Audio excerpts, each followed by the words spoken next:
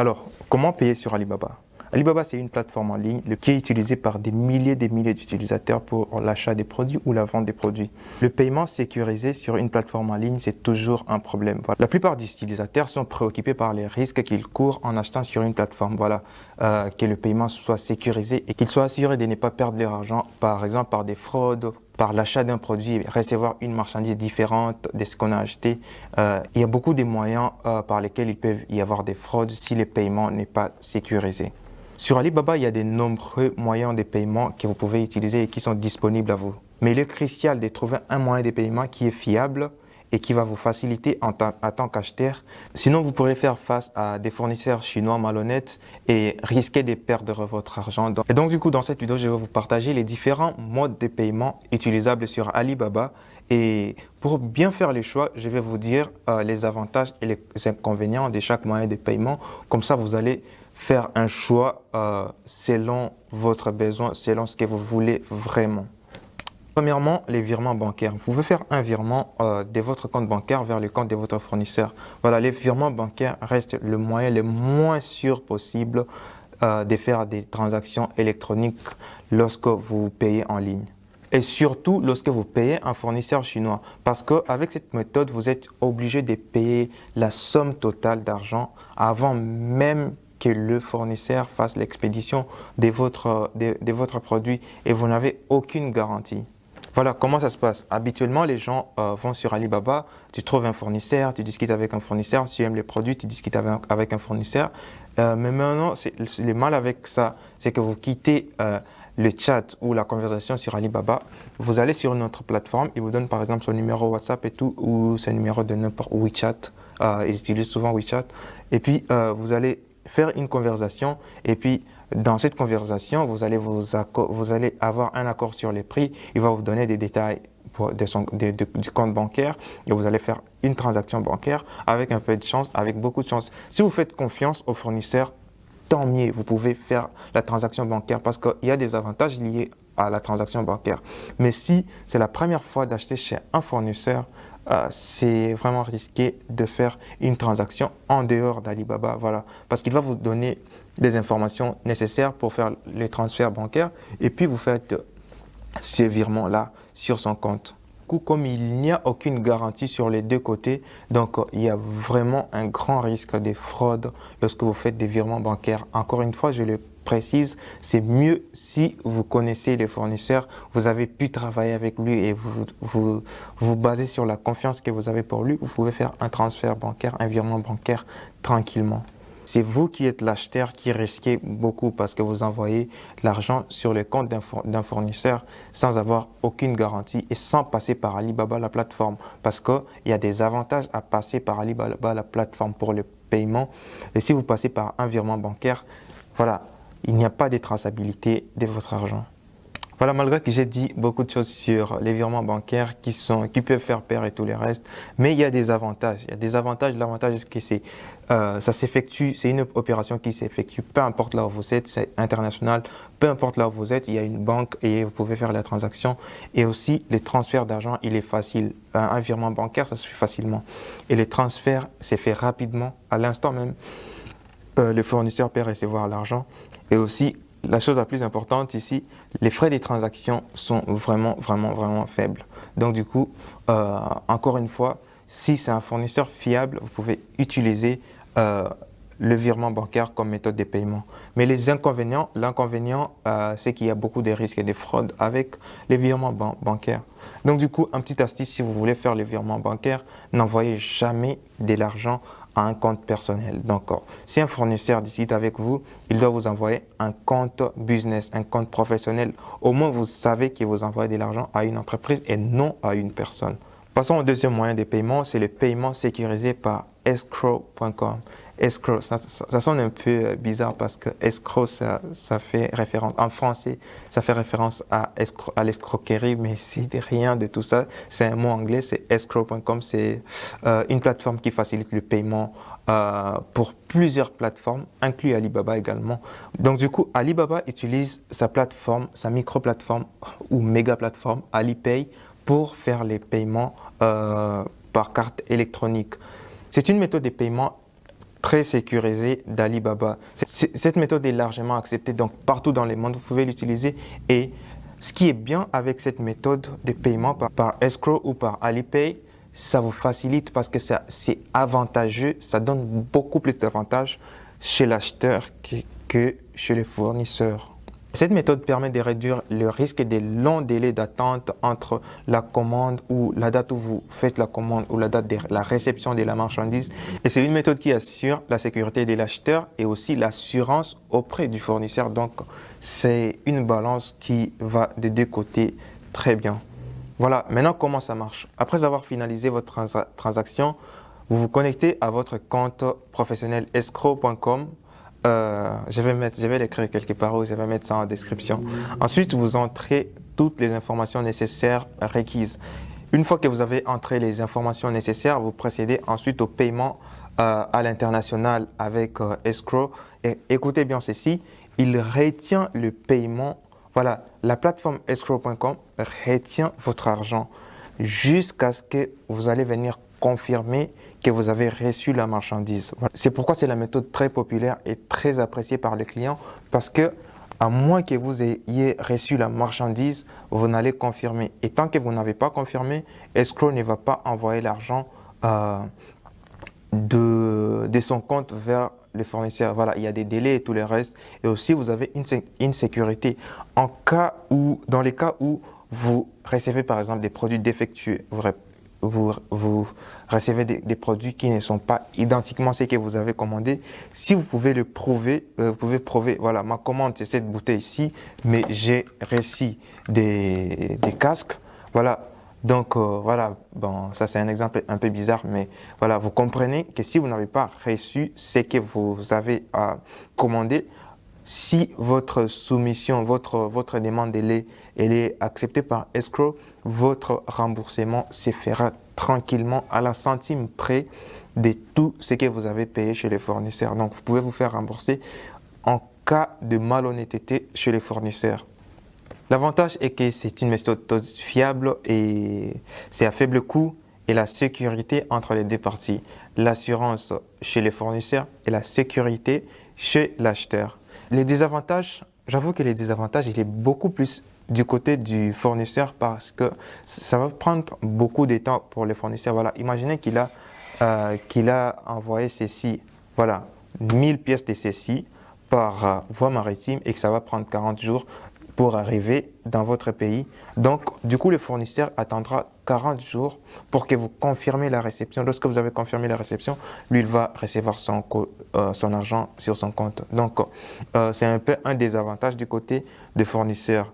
Et aussi, un autre désavantage, globalement, c'est qu'en général, vous ne pouvez pas effectuer une transaction de plus de 5000 balles, de 5000 dollars sur escrow. Voilà, en général. OK. Passons à la troisième méthode, c'est le lien de paiement Alibaba.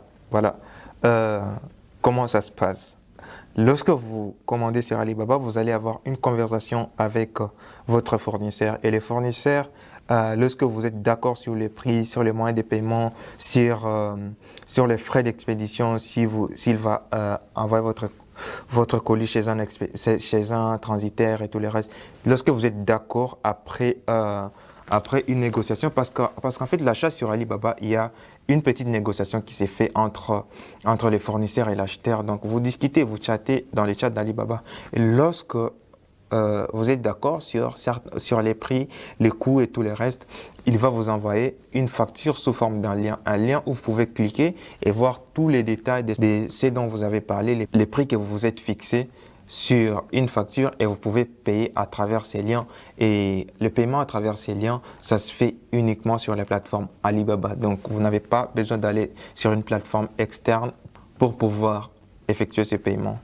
Les avantages avec ça, c'est qu'il y a une assurance que vous faites le paiement à la bonne personne parce que c'est la même personne avec qui vous êtes en train de discuter. Donc, c'est le fournisseur que vous avez trouvé sur Alibaba et avec qui vous avez discuté. Vous envoyez l'argent à la bonne personne et vous avez cette assurance-là. Et il y a un faible frais de transfert parce que ça passe sur Alibaba du coup et une mise à jour instantanément. Lorsque vous payez, ça mentionne directement que le paiement est effectué et que votre colis va commencer à quitter l'entrepôt du fournisseur vers les transitaires ou vers votre pays par livraison express ou vers l'aéroport ou vers le port. Voilà. Vous avez toutes ces informations sur votre dashboard, sur votre tableau de bord, des suivis, des tracking de votre colis. Donc, c'est aussi bien. L'inconvénient, honnêtement, j'ai déjà utilisé cette méthode plusieurs fois et je ne vois pas vraiment beaucoup d'inconvénients à part peut-être la sécurité. Les sécurités sont minimales, mais je ne vois pas vraiment. Honnêtement, je ne vois pas vraiment d'inconvénients à cette méthode-ci. Quatrième méthode, c'est Alibaba Pay After, qui signifie Alibaba payer après. Voilà, vous pouvez acheter et payer après. Vous ne soyez pas excités par cette méthode parce que c'est une méthode pour les importateurs américains. Les importateurs se trouvant aux États-Unis. Voilà, si vous êtes aux États-Unis, vous pouvez demander un financement simplement et pouvoir payer un minimum possible sur un produit ou sur un stock et recevoir les colis. Donc, et puis, vous allez payer le total après 60 jours. 60 jours après la réception de votre colis, ce qui donne un avantage. Voilà. Les fournisseurs américains ou les gens qui sont aux États-Unis peuvent prendre un crédit Alibaba jusqu'à 150 000 $.